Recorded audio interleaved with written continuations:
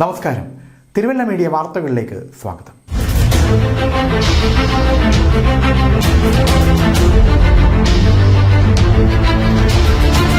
Online തട്ടിപ്പുമായി മണൽ mafia. ജില്ലയിലെ ഇ-മണൽ സംവിധാനം ഉപയോഗിച്ച് മണൽ മാഫിയ സജീവമാകുന്നതായി പരാതി. ജില്ലയിലെ ഇ-മണൽ ബുക്കിംഗ് സംവിധാനം ഉപയോഗിച്ച് ഓൺലൈൻ മണൽ മാഫിയ സജീവമാകുന്നതായി ആക്ഷേപം.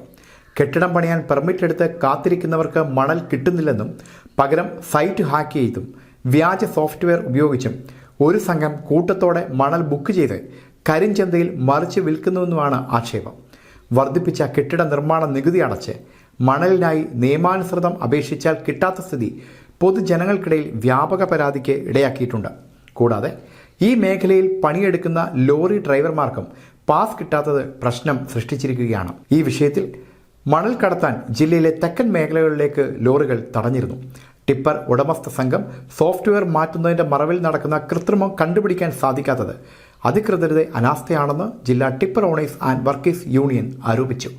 News desk, Thiruvalla media.